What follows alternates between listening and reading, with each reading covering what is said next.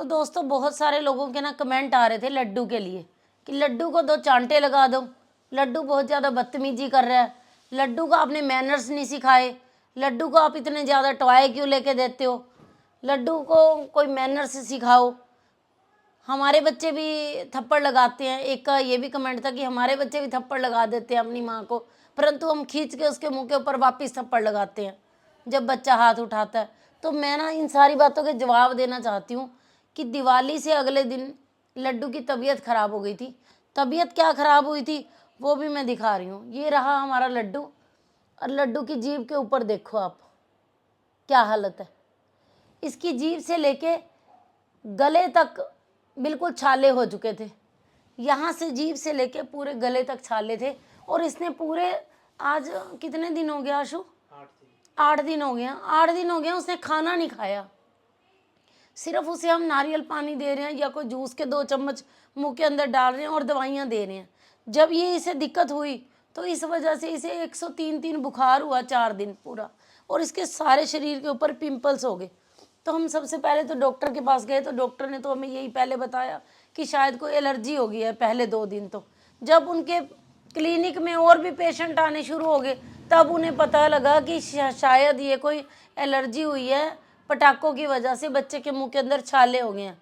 परंतु फिर हमें पता लगा कि ये चिकनगुनिया है, जिसे हमारे लोगों में माता बोलते हैं कि माता निकली हुई है। मुंह से लेके सारे शरीर के ऊपर सब छाले और दाने से हो गए थे।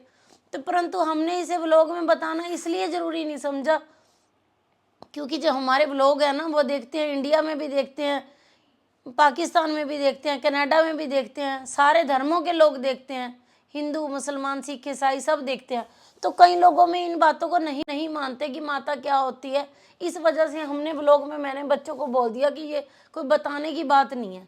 तो बच्चा फीवर से परेशान है, खा पी नहीं रहा, सारी रात रो रहा था। तो इस वजह से हम उसे थोड़ा सा उसका मन टिकाने के लिए उसे टॉय भी लेके दे रहे थे। जैसे भी वो चुप हो रहा था हम उसे चुप करवा रहे थे।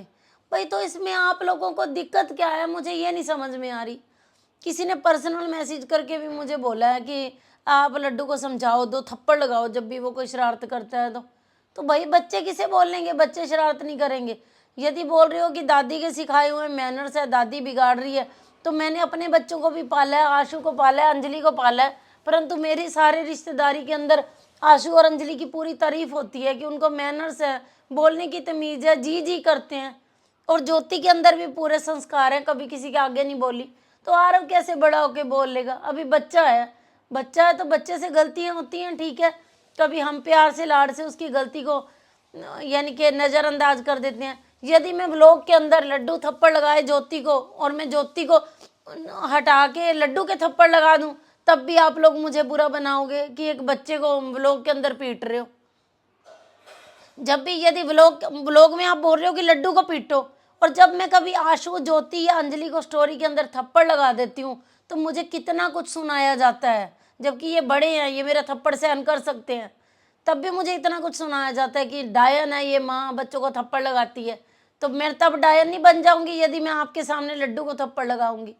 और बहुत सारे और भी कमेंट आ रहे हैं, हमारे घर में शादी है, उसकी शॉपिंग चल रही है, शॉपिंग सबके लिए हो रही है। तो आप सभी के कमेंट आ रहे थे मुझे कि ज्योति को सिर्फ इस वजह से साथ लेके जाते हो कि ये लड्डू को संभाल सके, वरना इसे कोई आपने शॉपिंग नहीं करवानी होती। नहीं नहीं मम्मी, वो तो आपकी कमर दर्द होती है इसीलिए हम बाहर संभालते हैं, घर में तो आप ही संभालते हो। घर में क्या होता है, मैंने कभी, आप देख लेना कि मैंने लड्डू को कभी उठाया नहीं है क्योंकि डिस्क स्लिप की वजह से।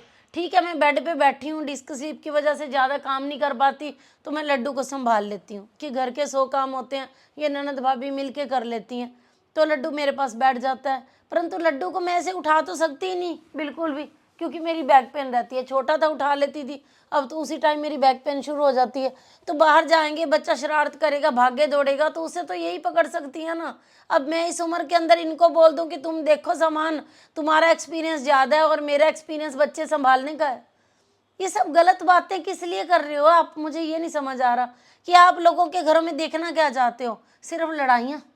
आप लोगों की सोच क्या है कि सास बहू की लड़ाई के मजे लेने हैं, तो फिर आप जाके सीरियल देखो ना जाके, या हमारे भी एपिसोड होते हैं वो देखा करो, स्टोरी देखा करो, व्लॉग क्यों देखते हो। व्लॉग में तो जैसा घर का माहौल है वही आएगा। हाँ, हमारी सास बहू की लड़ाई देखनी है तो आप स्टोरीज देखो, उसमें आपको बहुत मज़ा आएगा। हमारी सास बहू की अजब कहानी, बहुत सारी स्टोरी हैं ऐसी, तो जाके उसका एंजॉय लो। परंतु अब लड्डू के लिए एक भी कमेंट आ गया ना तो मैं उसे ब्लॉक कर दूंगी, स्टोरी भी आप नहीं देख सकते फिर हमारी।